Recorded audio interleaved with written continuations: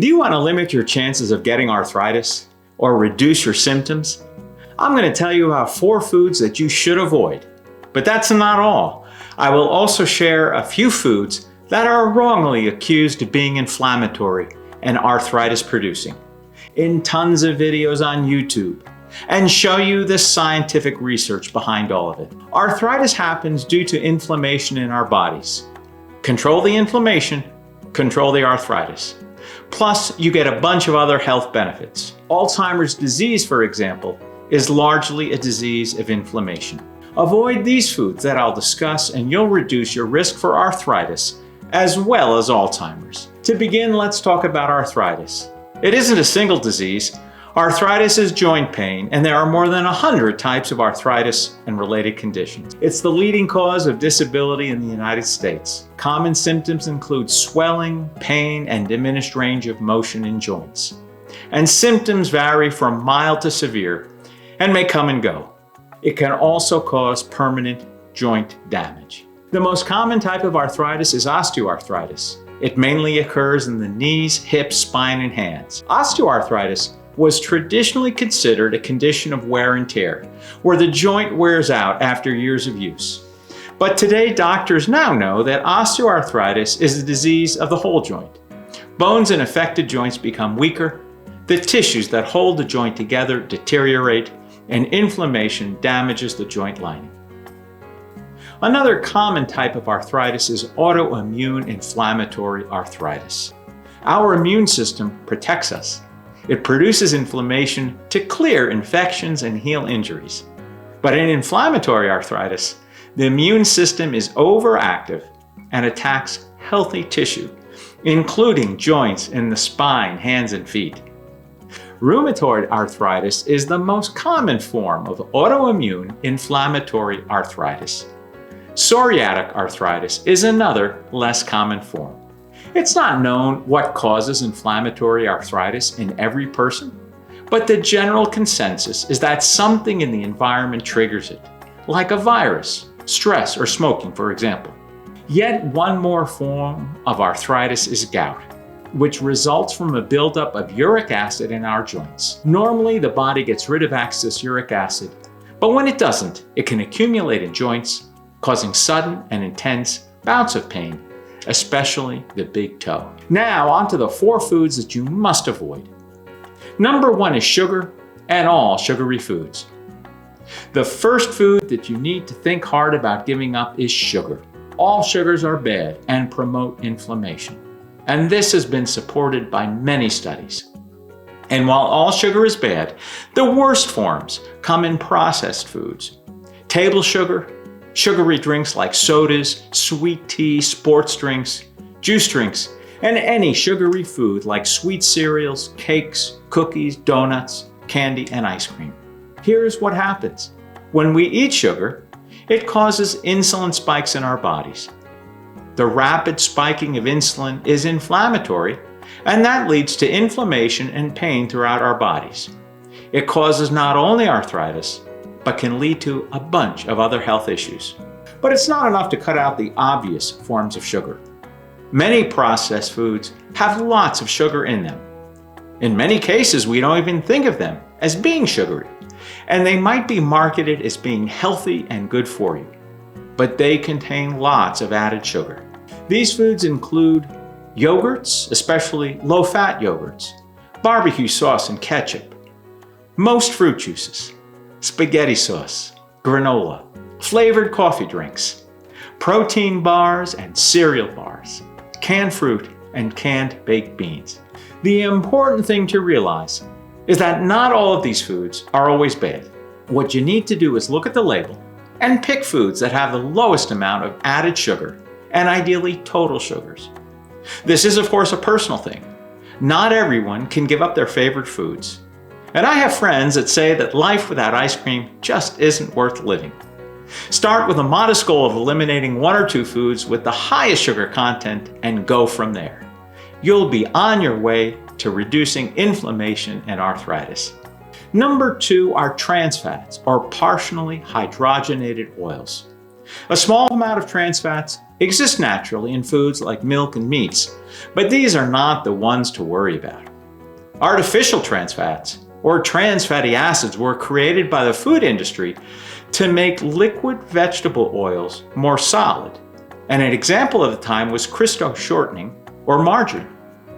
Trans fats are bad for you for lots of reasons, and in 2020, the FDA prohibited the use of trans fats in foods made or sold in the United States. But even after being banned, they may still be found in small amounts in packaged foods or fast foods, and their effect can add up. The reason is that foods can still be sold legally if they contain less than a half gram of trans fat per serving. Normally, you're not going to see that on the label. And if the stated portion size is small, you may wind up eating several portion sizes and therefore several grams of trans fats. If something is bad for you in even a small amount, it should be avoided entirely. Some fast food companies still use small amounts of trans fats in their biscuits, sandwiches, and fried foods. Even some of their salads contain trans fats. How can you know for sure if your food has trace amounts of trans fats? Look at the ingredient list. If your food contains partially hydrogenated oil, that's a sure sign that a trans fat is hiding there. Trans fats may also be found in packaged baked goods like pies and pie crust, pastries, and cookie dough. You might also find them in shortenings and spreads like margarine, packaged frosting, or peanut butter. And fried foods like French fries and tater tots are also likely culprits. Food group number 3 are refined carbohydrates. These are very similar to sugar in the way they produce inflammation in the body. Technically, sugar, especially white sugar, is a refined carbohydrate also. But there are so many foods that incorporate sugar that we treat it as a separate item for the things you should avoid. But refined carbs include things like white rice, white bread, and pasta, and many foods that are made with refined flour like pretzels, pancakes, waffles, biscuits, flour tortillas. These type of carbohydrates break down quickly to sugar in the body. And when that happens, they cause a spike in insulin, and that produces inflammation. Instead of these foods, prefer items that still have fiber like whole wheat flour, wheat bran, barley, steel cut oats, dried beans, sweet potatoes, and unsweetened cereals. The effects of carbohydrates on arthritis should not be underestimated. One study found that for people who had knee arthritis, simply eliminating carbohydrates and having a low carbohydrate diet reduced the intensity of their arthritis pain as much as their regular pain medicine. Number 4 are highly cooked and processed meats and fats.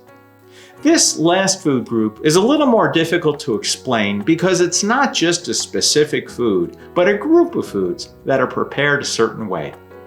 Most Western diets are typically cooked with high heat, and as a result of the cooking process, contain high levels of something known as advanced glycation end products, or AGEs.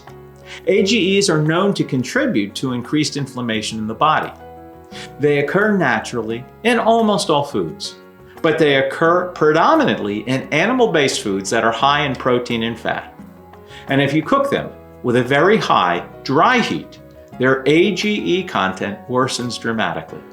Common foods that have a high AGE content include processed meats, things like bacon, ham, sausage, etc.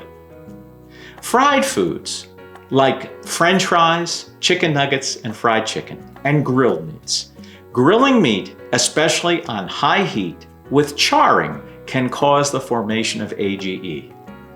You know, the impact of cooking with dry heat versus lower moist heat can be significant. Think about this. Raw beef has an AGE level of about 700 units per 100 gram serving. However, if you broil the beef, the AGEs increase more than 10 times to about 7,500. But if you just stew the beef, which involves a lower moisture heat, the AGEs increase only about 3.5 times to about 2,500. So the moral of the story is this: avoid highly processed meats like bacon, ham, and sausage as much as possible. And when you cook meat and poultry, try to use moist, lower heat for shorter periods of time. and avoid charring. I know sometimes it can be hard. No one loves a juicy grilled hamburger more than me. Just keep in mind that the intense heat and the charring produces inflammation in your body. And here are 2 cooking tips. The production of AGEs can be significantly reduced by adding acid like lemon juice. So one example of something to do is saute chicken breasts on a low heat with lemon juice. It's delicious and the AGE content will be much lower than other cooking methods. Another tip is when you're cooking ground meat, say for chili or for spaghetti sauce, try boiling it instead of frying it in a pan. I tell you, it sounded weird to me, but it works great. When you fry on high heat, the temperature can get as high as 500 degrees. But when you boil, it can't get higher than 212 degrees. You'll have far fewer AGEs and reduce your chance of getting arthritis. So what about those foods that many people say are bad for your arthritis and actually have no scientific evidence for it? Number 1 is dairy products. A lot of people online, on YouTube, will tell you that dairy products are bad for your arthritis. However, this is not supported by research. Several studies have shown that there is no statistical relationship between eating milk and cheese products and increasing your arthritis. As a matter of fact, one study actually found that there's an inverse relationship between eating dairy products and knee arthritis. That means that people who regularly ate full-fat dairy and cheese had less knee arthritis than people who didn't. Now, the one exception to this rule about dairy products might be for people who are allergic to cow milk. If you're allergic to cow's milk, you can get inflammation from dairy products. As with all these guidelines, always check with your doctor before making any changes to your diet. Another product that a lot of people will tell you is bad for your arthritis is alcohol. But again, this is not supported by scientific research. Certainly, alcohol in excess can have its consequences, but a number of studies have shown that alcohol consumption is not bad for your arthritis and may actually make things better. The 2 studies shown here found that alcohol may actually protect against rheumatoid arthritis, and that people who consume more alcohol had less rheumatoid arthritis than people who didn't. One study took a look at the effect of alcohol on osteoarthritis, which is a different type of arthritis. It concluded that light to moderate alcohol consumption had no relationship with osteoarthritis, but that excessive consumption might.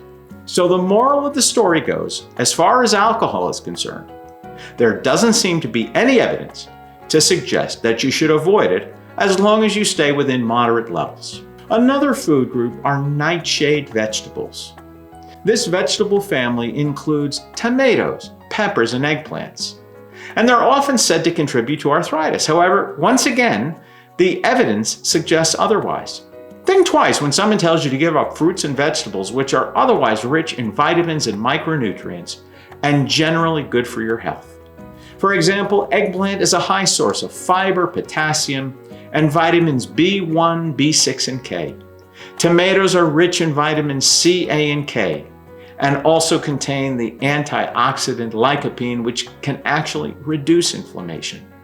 Peppers also are excellent sources of vitamins and minerals. So there's no evidence to support they are bad for your arthritis, and they may actually be good for you. Nightshades are rich in a substance called anitabine, which many people take in supplement form to relieve joint pain. And one study found that around 90% of people rated the effect of anitabine supplementation as good or excellent for their joint pain, stiffness, and joint mobility. Now, the last food group that a lot of people will tell you is bad for your arthritis are vegetable oils. Oils like corn oil, sunflower oil, safflower oil, etc.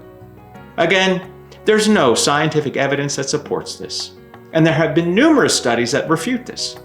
Studies at the Harvard School of Public Health showed that the concern about vegetable oils being pro-inflammatory is simply not supported by research. Vegetable oils contain linoleic acid, which is an important nutritional component also found in many brain-healthy, good-for-you foods like nuts and olive oil. And another study took a look at 15 different clinical trials and found there was no support for the notion that vegetable oils make your arthritis worse. Now, what's true about oils is that high heat can make them less healthy for you. Intense cooking heat, and especially the reheating of oils, as might happen with fried foods you get at a fast food restaurant, will damage the oils. And as I explained earlier in the video, high heat can lead to the formation of advanced glycation end products, which do cause inflammation and can make your arthritis worse. Since vegetable oils are commonly used in inexpensive fast foods like French fries and fried chicken, these vegetable oils can get a bad rap.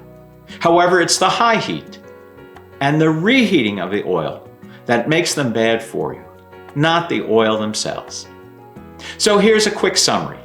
4 foods that are bad for your arthritis include sugar and sugary foods, trans fats, refined carbohydrates, highly cooked and processed meats and fats, and foods that are cooked on high temperatures that probably have high AGEs. And 4 foods that many people say are bad for arthritis, but simply are not supported by scientific evidence: dairy products, alcohol, nightshade vegetables, and vegetable oils. See my next video here on how you can take the best care possible of yourself and your loved ones.